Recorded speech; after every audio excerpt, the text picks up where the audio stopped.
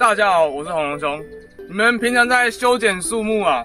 可能看到樹枝就直接把它锯下去了。今天這一集，我要來教大家如何正確的修剪我們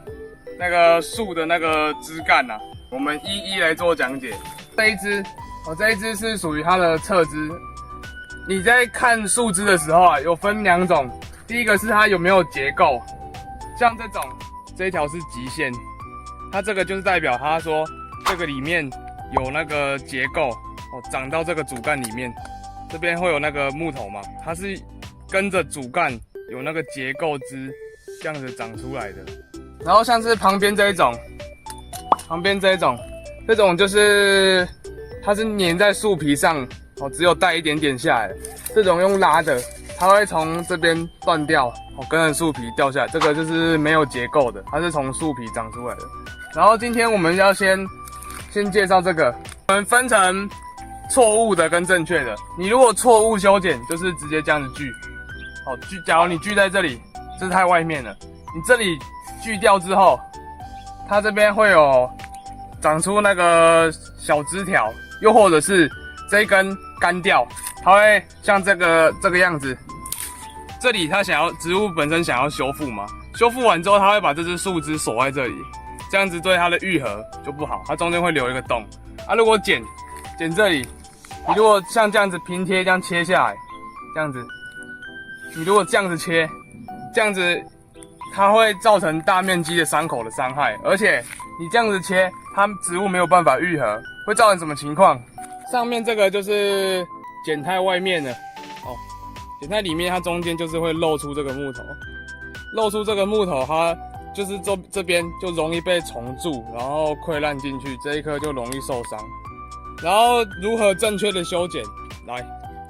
這一條是它的極限的外面夾90度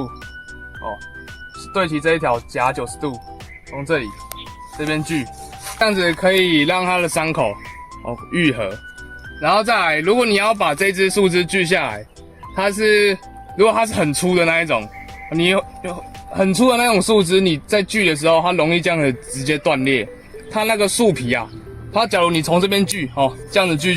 鋸下來，它這邊折斷之後，樹皮會這樣撕下來，這樣子對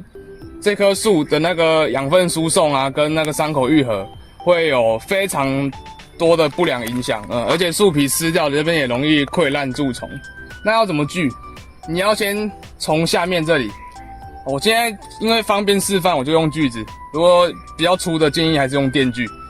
你要從下面這邊，哦，這裡先鋸個幾刀，大概鋸到1/4，哦，1/4的深度，或者1/3也可以。鋸完，好，它底部這邊就鏤空了嘛。底部鏤空之後，從上面鋸，上面你要注意，你不是鋸裡面這裡，哦。你底部鋸在這邊嘛，你要鋸高於它，高於底部你鋸的位置上面這邊，要鋸在這裡，你不能鋸在這邊，你鋸在這邊它斷掉是這樣子回彈，哦，這樣回彈它這邊會直接這樣折下來，你要鋸上面這邊，上面這裡，這樣子鋸，哦，距離控制看你要那個，只要樹枝有辦法這樣成功掉下來就好了。它這邊會從這邊，因為當你樹枝夠粗，它會從這邊斷掉。好，你看它現在這樣掉下來了。它這邊剛剛沒有鋸斷，這邊有拉到，但是沒有關係，因為這一段你等一下也會把它弄掉。就是第一刀先從下面鋸，然後從上面這樣掉下來之後，這裡再對齊，哦，對齊你不要的這一支，再把這一根。這樣子鋸掉，好，我就不做多示範了。這樣子把這一支鋸掉，你的樹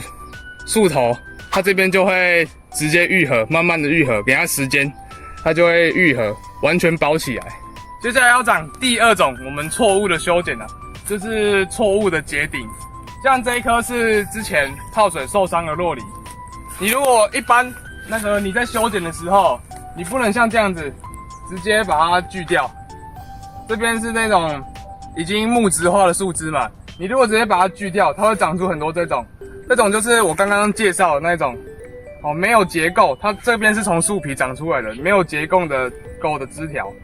像這種東西，它就是會很脆弱，這個一摸它就掉下來了，它是沒有長結構到裡面去的啊。所以平常你植物如果是健康的狀態，不要這樣子修剪，但是非必要，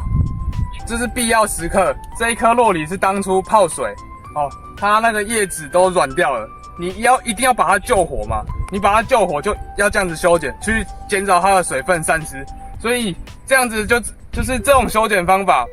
在那個植物啊有危急時刻需要拯救它的時候再來使用啊。你平常好就是做一般的修剪，不要這樣子用力截頂，而且它那個樹形就不會好看。所以平常在修剪的时候，就是看它長多了就來旁邊給它修一點點，我們慢慢的把樹形給它照顧好，不要像這樣子整棵長得密密麻麻的時候再來一次做大修，這樣對植物跟後續管理都不好。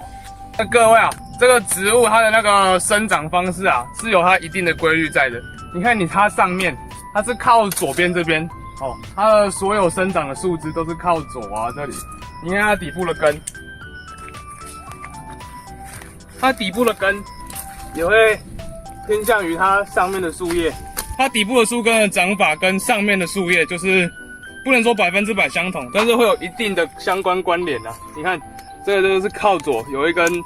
較粗的這個主根哦，這兩只都是那個結構的，去固定它那個樹體。然後來我們看一下上面，它上面也會有這個哦，比較粗的那種主根哦，也是靠左的，這樣子去那個生長，因為它那個樹冠啊，它是滴水線滴下來，吸取那個養分跟那個離子水，就是富含那個礦物質的那個水分，會從對應的根部做吸收，然後再這樣子吸過來，直接這樣長上來。接下來我們再順便介紹一種那個果樹的那個鋸斷的。假如你要讓它從這邊倒，哦，你要讓它向右邊倒，你要先從這裡先鋸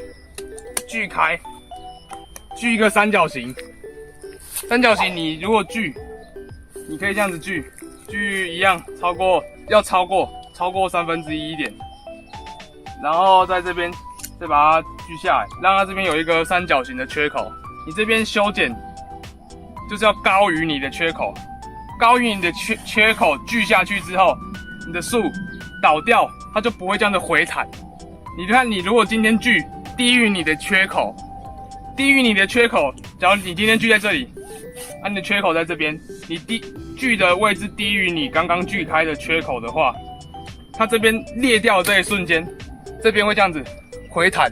你如果人在這邊鋸，它斷掉回彈，嘣，你會插到自己，這樣是非常危險的一種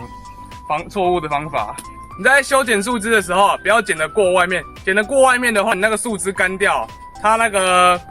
容易長新的側芽，又或者是對那個植物修復不好。剪太裡面，它容易留一個洞，然後就容易蛀蟲啊、潰爛。那今天這則那個樹枝正確修剪的影片就先到這裡。我是紅紅兄，喜歡我的影片，請記得按下訂閱。那我們就下次再見。